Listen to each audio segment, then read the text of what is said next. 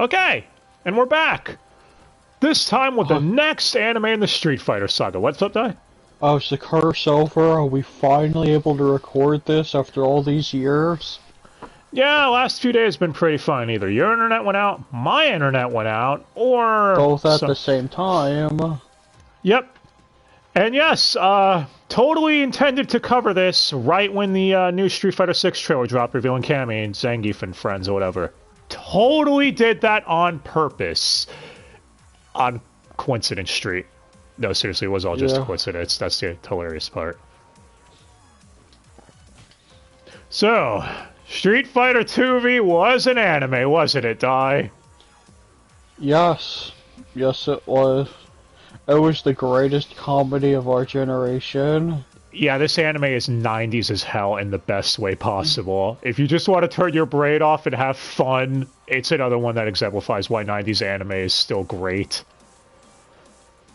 Still impressive that it had that semblance of story being had barely anything to go on, just like the movie. I believe the first Alpha game was the only one they had since the film. Which, speaking of which, let's get to this. So Street Fighter 2V, which stands for Victory, not to be confused with SFV or 5, damn it, was animated by Group TAC, people behind the film, in 1995.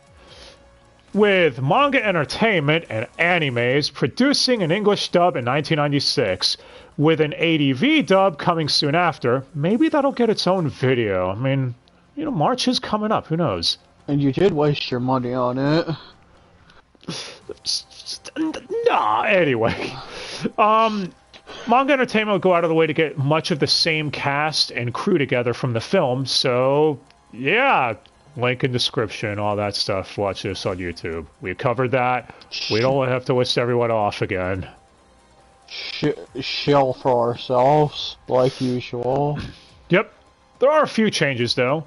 So, let's go over them. First, we have Ken, voiced by Steven Alpastolina. I probably butchered that somewhere. I'm just going to keep calling him Steven Pasta. Who's Ramirez from The Heist, and Shishio from Rurouni Kenshin's Media Blasters dub. Holy fuck, if we ever Dubster dive that, that's gonna be a pain in the ass. Why are there so many... Why? Anyway.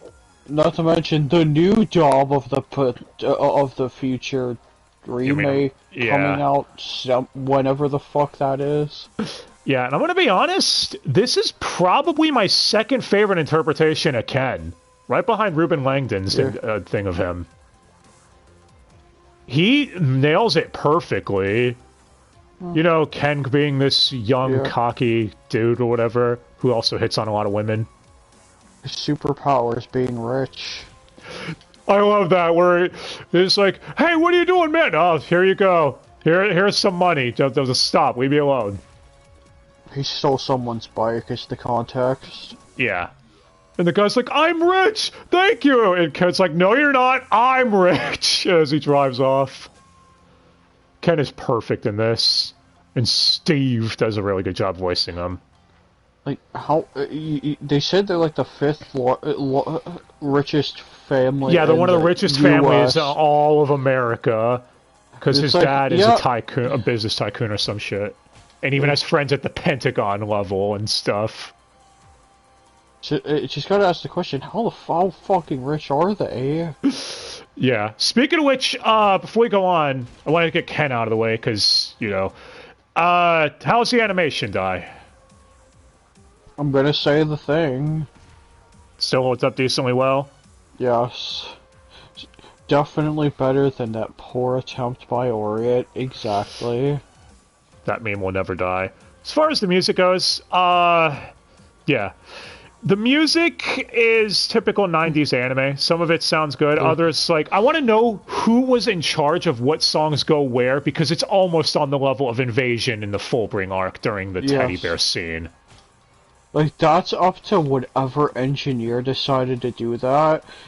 Because that's just there's some very questionable choices in here. Yeah, the music's... Some are fine. Yeah. Again, the music isn't bad, but it's... When they play it, it's questionable a lot of the time. They do get better with it as the show goes on, but it is still... But then they regress. Like... Yeah, then you have the American-only opening from Manga Entertainment that they put in, which is just, I guess, generic 90s as hell edgy music, which sounds like the Killer Instinct guy going, Street Fighter, repeatedly. I mean, the music just, it doesn't sound too far from almost being the fucking KI theme. I'm surprised KI hasn't had it like an anime or a cartoon or something. Like, I'm surprised Netflix hasn't it out. It's like, we're doing the Killer Instinct anime. It would be ripe with the whole thing of being over the top stupid, too. Anyone who knows the plot of KI knows why. And anyone who knows anything about KI hates folklore. Fuck folklore. Fucking brother manned him too. He was such a cunt with him. But yeah, so as far as the story, if you're wondering why we haven't really covered that, guys, it's Street Fighter. But quick rundown: it takes place sometime after the alpha games, I guess. Ken has red hair. Didn't mention that throughout the whole series too. I think he said except for the lighting shots to make him look blonde. If this was really based around Alpha, I just gotta ask, why doesn't his hair dyed blonde now?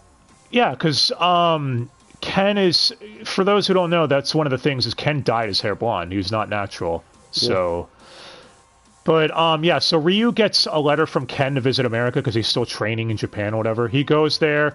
Ken and Ryu, TLDR, as they realize local fighters are kind of shit compared to them. And they want to travel the world and meet the top street fighters of the world. You all know what happens. They go to different locations, and eventually Shadow Law, which, yes, they do still call it that in this, and I still think that's a better name. It's written on the screen in plain English. I still think that name is much better and makes more sense. They eventually run into them in Bison and stuff. So we'll get to each character's interpretation, and decisions were made when we get to them. Unfortunately, there's no Alice in Chains jump scare. Nah. So, yeah. You fucked up, Ken. You had one job. Yeah, that's my favorite interpretation of Ken. He's great. Ryu, they gave a bit of a personality to also. He's, they made him the kind of dense, I guess, but in the fun way. It's more than he has in most of the game. It is, where he wants to train, but he also doesn't get certain things. It's pretty great. They also do the typical thing where he eats like your typical shonen pro tag at a restaurant. You know, just like demolishes that plate. You just ate like 3 bowls of rice. Are you okay, buddy? Yeah. And this is also before him and Ken know the Hado, so you actually get to see them, like this anime's interpretation of what it would be like for them to learn it. And they first do their Hadokens they're and stuff. definitely taught by somebody. Yeah. That was a decision. It's still weird to hear Might Guy or Skip as Ryu. I still can't even tell. Like, that throws me off. Some of his screaming was like, yeah, I definitely heard the Might Guy there. Yeah. Let's see. Guile is still Kirk Thornton, as said before. Everyone's saying, but he and I still think his Guile is pretty good too. Actually, I mean, who doesn't like Guile, right? We got some imposter calling themselves Charlie Nash. Yeah, he was the next one I was going to get to. So, Charlie Nash, who looks nothing like his game counterpart based on what you were saying. Yeah. Yeah, he's a big, thick beard, and he has brown hair. The closest they got is I guess he's wearing glasses, but Charlie Nash wears I actually love the sunglasses. dynamic with him and Guile, too. They even give you flashbacks of him and Guile when they fought in the war together. It's like, you know, this is something that the games could have used. Like, the anime did a good job with that. But yeah, he's voiced by Dean Wein, W-E-I-N, I don't know how to pronounce that, who's Roddy Flame from the Eureka 7 games. And also Jubei from Ninja Scroll. There's way too many Jubeis. And it is fine as him. Again, you actually... him and Guile make their friendship sound believable. So...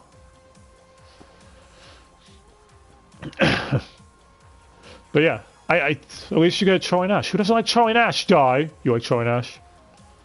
No, he's just gonna die again. Let him die in peace for once. I love how we kept making fun of Guile's looks, you know, like when he's just trying to rib on him a bit, and it's hilarious if you know Street Fighter V's Charlie Nash. But yeah, he does fine. It's like, but you don't look too far off from Guile yourself, Charlie, what the fuck?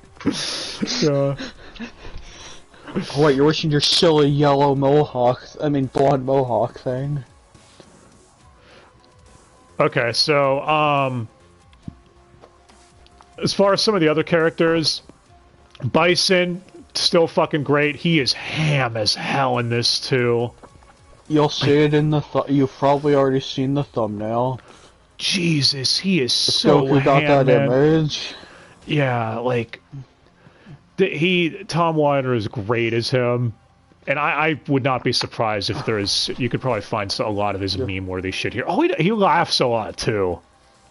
Quite a jolly anime with him. So. And then later we'll get to the scene they were really obsessed with Bison. Yeah. Yeah.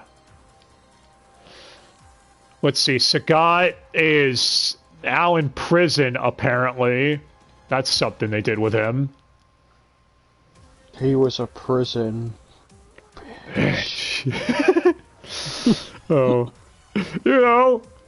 But otherwise, he's fine. And Pete did good voicing him. And he has respect for Ryu and all that. Oh no, I like that. One of these days, Sagat, I'm gonna leave a scar in your chest. Oh. Wonder what he means by that. Yeah, try to go for the people that weren't replaced. We'll get to, because I already covered Ken, because he's the best character. Who doesn't love Ken? But yeah. But I want to get to the character. First is Chun-Li, which she in this is a tour guide. In fact, Tour guide is a tour guide is a gender apparently. Yeah, because there's literally a scene where Ken and Ryu like call her, oh, you know, you're not bad for a girl. You know, like they meme a little bit. And she shouts, I'm not a girl, I'm a tour guide.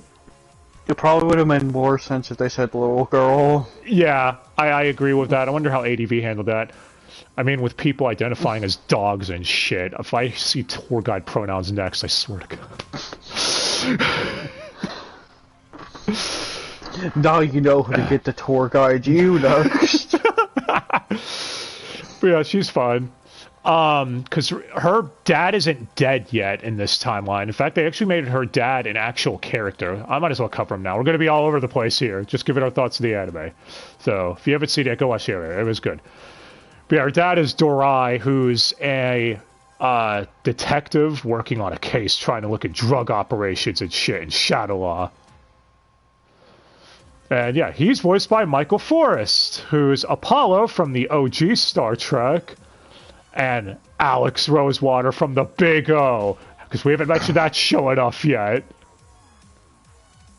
And yeah, he's fine. Here.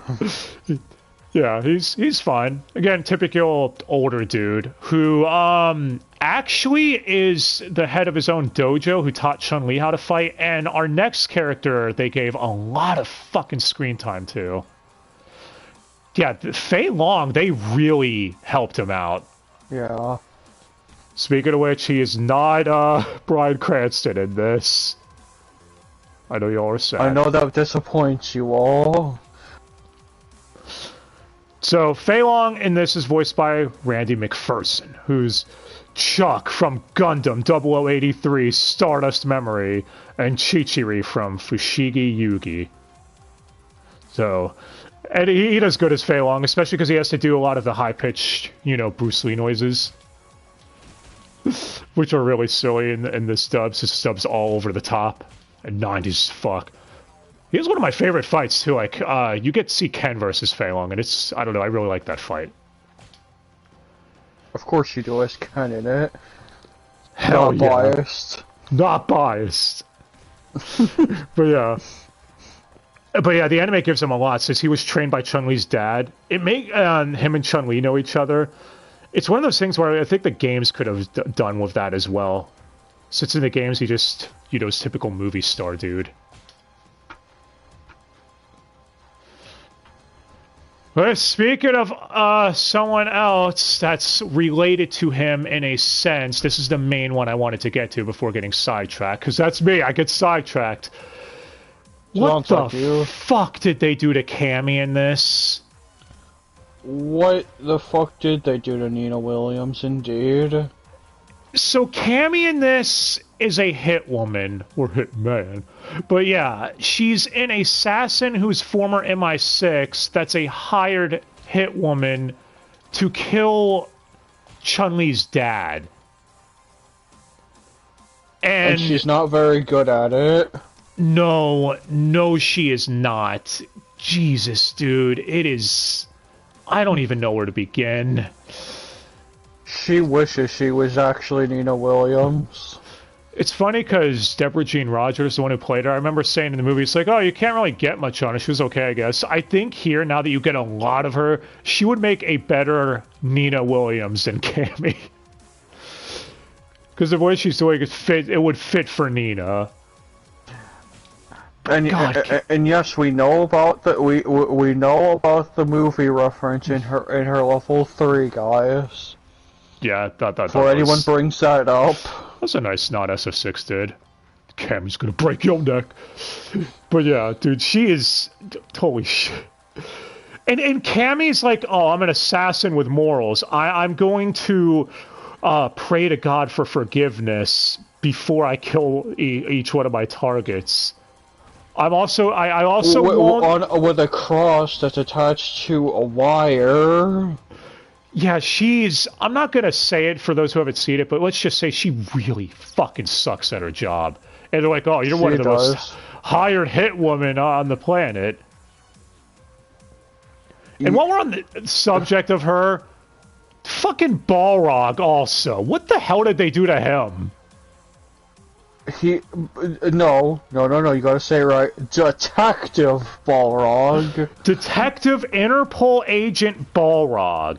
No, I did not make that up. So Balrog is a double agent working for Bison undercover for Interpol. Some decisions were made. Fei Long even makes a comment, looks like that Balrog guy wasn't a fighter. I know a bunch of Balrog maids back in the day were probably pissed at that decision. I could only imagine. Yeah, he's voiced by Joe, as we mentioned before. Yeah, this is probably the blackest Balrog has sounded. And I don't mean that in any way like that. I actually like his portrayal of Balrog. I think he did a good job as Balrog. Or what little he was given as the Master Detective Balrog. Yeah, like, what the Pick a better assassin next time, Balrog. Yeah, he's the one that hires Cammy. I love how when Balrog's confronted too, he pulls a gun. So if you think, oh, now we're gonna get Balrog fighting. No, you don't. Doesn't even wear up any boxing gloves. He doesn't even do his signature headbutt. Yeah. Let's see. Vega, still Richard Casino, and he's fucking great as him. Like, they definitely kept Vega the same, being all... He's one for one the same as he's always been throughout the series. Yep. Down to being obsessed with Chun-Li. Yeah. And I mean, Chun-Li and her harem. Jesus. Yeah, they shipped Chun-Li with Ken in this. Whereas in the movie it was Guile, it seemed like they might be shipping her with. But I don't know. Could just be we wanted to be a shipper for some reason. Speaking of which, Vega and Ken. I know I keep mentioning Ken, but it's best fucking fight in the show. I don't care what anyone says. That's #1 fight in this series. Fight me. Like, you everything. Fight you, but then you're just but your default character is always Ryu. What's up? But yeah, everything is perfect in that fight too. Richard Casino and Steve do great in it. They nailed it perfectly. Especially the high-pitched Vega noises. Jesus. Yeah, and also you get Ken saying "Hado Sure You" instead of "Sure You Can." Sometimes he says "Sure You Can," other times he just says "Sure You." I don't know why. Just smile and nod. And move on. That's why. Hope that answers your question. Yeah, let's see.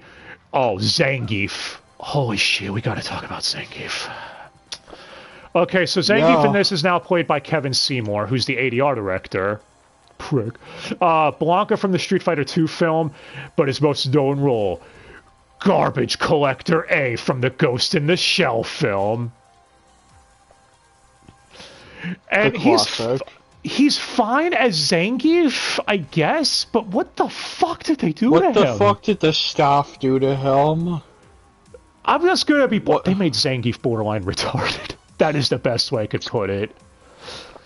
Tough-see, rough-see. He says tough-see, rough-see, like a couple of times. He borderline is talking like a caveman. Yeah, he goes, going tough from Danganronpa V3. That's what they did to him. It's like, no, that's not talking like a Russian. That is that is caveman speak. Yeah. And it's just silly. Like, holy shit.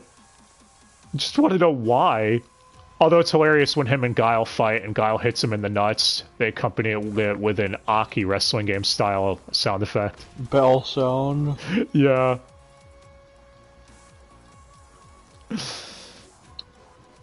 Let's see.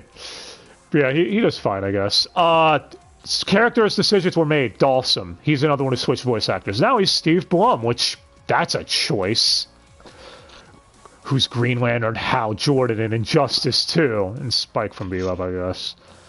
This Dalsum's okay. He tries giving him the wise old man thing, I guess. Which, Dalsum is the master of, or a master of Hado in this. Yes, not yoga. Hado. Yeah, he's the one that shows Ken and Ryu, at least in a way, to unlock it. And he also technically does that a little bit in SF5 with Ryu. Yeah, but the way they handle it here, it's literally Hado, I guess. Yeah. As well as, he says he taught Sagat Hado as well? I didn't see no tiger uppercut. I mean tiger shot. Yeah, so I guess the tiger moves are Hado in this universe. It's, again, the lore wasn't fully fleshed out, so they probably just went with whatever. It's an interesting take. I don't hate it. It's just weird to get used to with everything. Oh. There's a lot of weird things. Yeah. Let's see. Ken's dad. I might as well mention him because he's a character. Michael Sorge, or as I call him, Michael Sandwich, because of course I do. Dimple from Mob Psycho. Tessai from Bleach. He was fine as him, I guess. Was he also a couple of ad voices? He was a lot of ad voices. Yeah, that's what I thought. There's at least 5 that I counted. But yeah. Don't worry, only a couple of characters left. Then we'll go over some of the silliness in this dub that we noticed. So, Zoltar, who's Bison's, I guess, tech guy, the tech nerdy dude who's his right-hand man in every scene. Just why? He's voiced by Milton James, who's Chang'an from Magic Knight Ray Earth, and Professor Khan from Outlaw Star. He was relevant enough to get flash kicked. Yeah. Which is just silly. It really was. Yeah, it was hilarious. He's a typical Bison simp. Zeno goes, "Yes, Lord Bison. I love you, Lord Bison. Yes." Yes. So he's like pre-Fang. Yeah, basically this guy's the equivalent of Fang, more or less. If, kind of. My support returns into a bird and poisons you. The next major one I'll go over is Zochi, who's the leader of the Ashura gang, who's a group of a drug cartel, who has a fucking prosthetic chainsaw arm. Hello, Ash. How's it going? Are there Deadites nearby? I mean, there were a few Akuma cameos. Maybe he's a Deadite. And why of all the places to cameo Akuma, the fucking airport? I don't know. I mean, so we were talking about it. Yeah, the music did do that. I didn't bring this up earlier. They did it for whenever they're in each country, like Spain, India, or whatever. They at least tried different stuff. But yeah, so Zochi at least when they're first there before they go back to the usual shit. Yeah, so Zochi is voiced by Richard Epcar, a Honda from the SF2 movie, and Akuma from SF5. Wonder if he'll play him in SF6. Who knows? And more importantly, the Joker in Injustice, because not many people remember that. And MK11. And yeah, it's Richard Epcar, guys. You're not going to find a bad role by him. At least we haven't yet. So. But you're never going to find another role that's Ash from the Evil Dead like this. Yeah, it's over-the-top ham. That's the best way to describe it, over-the-top ham. He's an arm collector. No, literally, he collects people's arms in jars. Yeah, it's fucking weirdo. He's insane. You might notice other characters we didn't list off, like Blanca, T-Hawk. That's because they're not in this. Yeah, the anime actually cuts it down, and I think that's for the best. I think more fighting game adaptations should do that. Not every last character and their mother needs to be squeezed into an adaptation. I'm looking at UMK Annihilation. Yeah, even the Street Fighter 2 film, a lot of the characters were just glorified cameos, and you probably could have cut them out. So... The last one to mention... If they're not needed, they shouldn't be used. Yep. The last one to mention is narrator Kun, who's 90s as hell in the previews. Gonna burn some muscle. He says that in every preview. Voiced by Darren Norris, who's Mario and Lloyd's from Tiger and Bunny, and Dark Schneider from the OG Bastard anime that we covered, you know, not showing or anything. Good watch that. If you want, I guess. Whoever the fuck Lloyd is, I only know Mario. Darren Norris is fine. He gives that energy that you'd want from a narrator. I mean, he does have one of those voices that's like, yeah, you're definitely meant to be a narrator of things. The voice like that. He's also a bunch of ad voices. Speaking of ad voices, yeah, there's a lot of recycled ones. Lex Lang was a shit ton. Like, holy shit, he was pretty bad. David Hayter was listed as ad voices, which that's something. Yeah. Dude, looking it up, David Hayter was in one of the Yu Hakusho dubs. It's so fucking great. I gotta see that. Whichever one that was. Yeah, I gotta see that. But yeah, some of the other notable ones, Dan Warren, Mary Elizabeth McGlynn, you know. But people overall, you'd expect around this time. Yeah, exactly.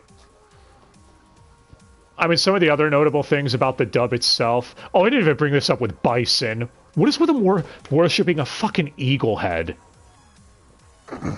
I don't know. Yeah, he's even like... Eagles are known to have psycho energy. Yeah, he gets his psycho powers from the eagle head, apparently. It looks like he's downloading them from it. It's really something. Yeah. I mean, Ryu says Hurricane Kick and Dragon Punch a couple of times too, which is awkward. I guess they don't make him say Tatsu. And then again, I guess they were just trying to translate it as literally as possible then. Speaking of which, this is something that surprised me. I think you remember me commenting on this. When they're in China taking on the gang that's a reference to Final Fight, you know, where you have Sodom, Damned, and a couple... There's a guy speaking in Chinese, and Chun-Li has to translate for Ken. So Ken's like, I don't understand what he's saying. It makes sense, because a lot of other times in dubs, you know, they'll translate everything, and it just feels awkward. Yeah. Or sometimes they... What's up? Or sometimes they'll make their own made-up language. Yeah.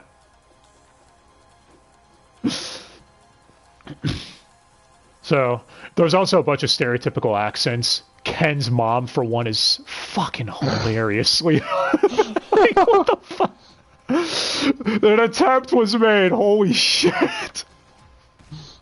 Good thing she only had like a couple lines of dialogue. Yeah. I mean, hey, there was a bunch of black employees in China. This is truly China at its most progressive, I'm going to be honest. I laughed my ass off when one of them's like, in a fist fight, he's like, you know what, screw this. Let me show you how we do things where I come from. And he pulls a gun. I died laughing. Yeah, it's like, wow. That was definitely something. Yeah, this show is fucking great. If you guys haven't seen it again, check it out. I know we've been rambly this episode, but again, it's Street Fighter. You all know what to expect. If you don't know the plot of Street Fighter, then what the fuck are you doing? Yeah. Not that hard to follow. Except if you're trying to... Yeah, you can't get hugely invested in it, because the plot is constantly retconned fucking regularly. So... Or at times just goes nowhere. Yeah. Like, we were literally stuck on the Bison Saga until SF5. You mean 3? I mean 3, yeah, 3 skipped the Bison Saga. Yeah. So... Yeah, but we didn't go back, we're not going back, we're not passing 3 till 6, so only 3 and 6 are not Bison. Yeah, I guess technically 1, but either way, back to the topic of the anime, I like the filters they did, actually, in the dub. You know, like Vega's mask had a filter that sounded decent. Yeah. And... Probably did the frying pan thing again. Oh, you mean the bowl? Like with Alphonse? Yeah. Yeah, possibly. They also had an effect where Bison is fighting Ryu and Ken in an alternate reality. Don't ask. It's, again... And I don't know. It's Street Fighter. You should be used to this shit. Yeah. And I don't know. I thought that filter sounded okay, too. Your mileage might vary on that. Yeah. It's like if you're listening at a glance, it's one of those filters that sounds like, oh, you fucked up the encoding on that video and the audio is fucked. Mm-hmm. But overall, it's fun. This anime was just, overall fun. That's the best way I could describe it. It's 90s as hell in the best way possible. And it's also randomly 29 episodes. That was... Yeah, we're gonna get to its problem here. Some of this fat could have easily been trimmed.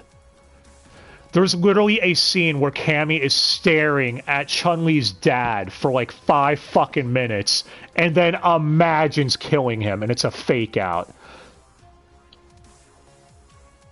Yeah. Like, it's an entire scene of her killing him, and then it just comes back to reality. And it's like, what? That was a fucking fake out? You just wasted, like, 10 minutes! And then when she goes to actually try to kill him, she fails.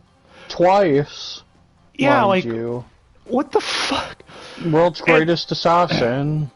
Yeah, there's also a scene, we were bringing it up earlier, Bison chokes out Chun-Li. And they love this fucking scene to death. Holy shit. Chokes her out and rips off her clothes. I think Bison even calls her a slut or something for it, too. What? Yeah, dude, everyone's horny for Chun. Everyone's Bison's horny like, Ma, you're quite a lovely woman. Like, yeah, Bison wanted that, man. Bison wants Chun-Li. Ryu wants Chun-Li, Ken, I'd say Vega. Ken more so. Yeah, I'd say Ken definitely more so. Vega. Yeah, Vega's always wider, though. I just say him that many times because just how rapey. Yeah. But that scene in particular, they flash back to it so many fucking times. Every time Ken is thinking about it to make him motivated, it flashes back to it. And then they have half a recap episode, which of course shows the scene in its entirety again. They rips off half her dress and puts her in a choke. Yeah, it's like, hey, we love this Chun-Li fan service. Like, we know. We get it, guys. Trust me, I don't mind Chun-Li fan service myself. I guess Chun-Li fans are into choking. Who knew? Someone clearly was. Some kinky shit, Bison. But yeah, you could probably cut out a lot of the fat and chop it like 2 episodes off, and maybe even get it down to 26 episodes if you trim a lot of it. That's like the one knock towards it. It doesn't ruin the whole thing, but it is noticeable. Yeah, I'd still recommend it though. If you're a fan of Street Fighter and want to see some interesting takes on these characters, like Fei Long, I think was the most interesting. Having him be a pseudo, I guess, adoptive son figure to Chun-Li's dad. It makes you think they could have had some really interesting interactions with him and Chun-Li in the games if they did this is the route. most you're ever going to see Fei Long, because she's never going to show up again anytime soon. Yeah, what the fuck, Capcom? Bring his ass back on more frequently. Yeah, and if you still believe those now debunked rumors, no, it's not because of the Bruce Lee. Yeah, it's not because of the Bruce Lee thing. 100% false. I actually was one of those who in the beginning almost believed it too, so I'm guilty of that, to be fair. I'm pretty sure they don't know what to do with him. That is basically it. And the thing is that if Street Fighter, it's not like Street Fighter's a stranger to retcons. Retcon Fei Long as being close to Chun-Li's dad before he died, and then you can make him and Chun-Li have a pseudo sibling relationship. It would work, I think. But otherwise, yeah, Fei Long, I really like this interpretation here. Making Chun-Li's dad, like I said, an actual character was a really good idea, because it's like, oh, it's death. They should have killed him. That's the biggest problem here. Mm-hmm. Double not killing him. Yeah, spoilers. Chun-Li's dad survives. Yeah, spoilers. Chun-Li's dad survives the whole anime, and you're waiting for him to get killed off every time. It's like, you guys killed off Charlie and Ash. You kept that continuity, but at this point, we already knew it was cemented that Chun-Li's dad dies. So it just seems strange. It feels like with the way they ended it, they wanted to make a season 2 to this, but they never did, which is kind of disappointing. I would have loved to follow up to this. Would have been great. And there's another reason why we keep referring to Cammy as Nina Williams. Literally, she goes from a scene of her showering to sitting by the poolside. Literally the opening of Death by Degrees. Fucking greatest game, man. I don't care. I played the fucking game. But it's like, you cannot have scenes like that and not have me think Death by a Degree. Yeah, the funny thing is I believe only Tekken 1 was out at that point too, so it's hilarious to me. They inspired Death by Degrees, you could... Yeah. Again, interesting takes on the characters, and I don't know. I still have a lot of fun with this anime.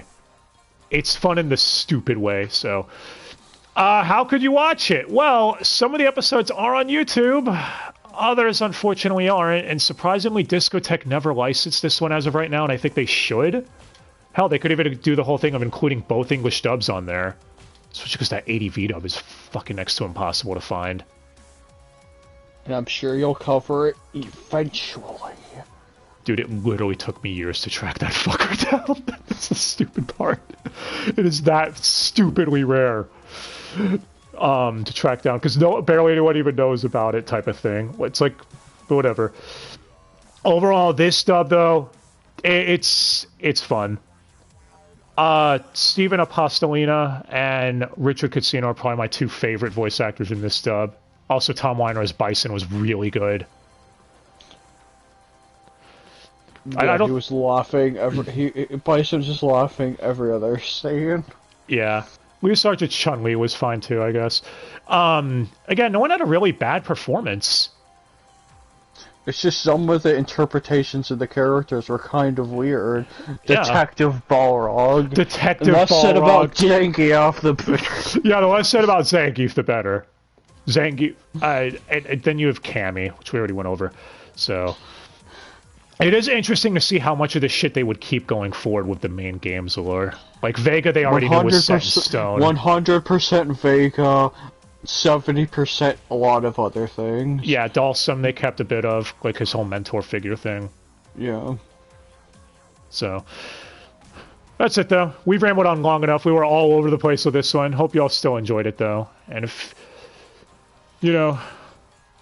well, watch you go for it. Because as the world's greatest comedy, you need to watch it. You need to. Oh, one other thing we didn't bring up. So, there was a scene where in the episode preview, there was text in the name of one of the episodes in the preview, and it calls Bison Vega. but then it's fixed in the very next episode and flipped it back. Because I'm sure everyone's aware at this point, Vega, Bison, and Balrog's names are swapped in all Western versions to avoid legal action from Mike Tyson. But if you didn't know, yeah, exactly. Which they made the M in this, I believe, stand for Master Bison, because they keep calling him Master Bison. It's like, yeah, that works. That's what they were going for. M for Master Bison. But yeah, that was like the last oddity. Hado Shoryuken. Or the restaurant with the initials KKK. Yeah, Kokukai. KKK. It was in China. You know what? Yeah. That actually checks out. Never mind. Alright. The text was on the screen. All three words started with a K.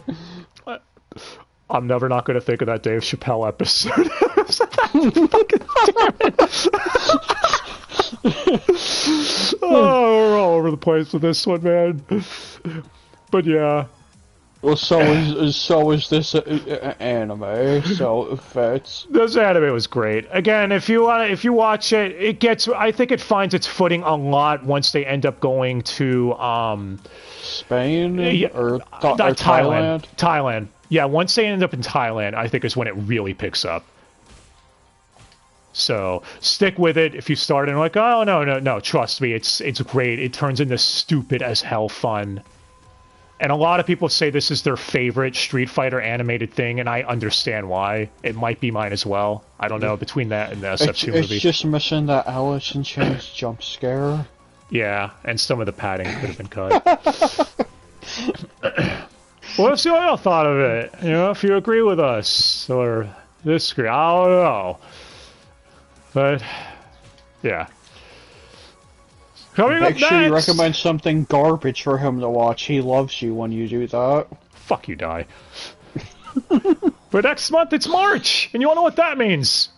We've got a theme going on. Mignogna. Exactly. Italian. We're going to Italy. It's all in the Italian salad dressing. 10 points for anyone who gets that joke or reference that you just did. But alright, guys. Thanks again for watching. I hope you have yourselves a fantastic day. And, yeah, we'll be back next time. So till then. Roughsy Tufsy.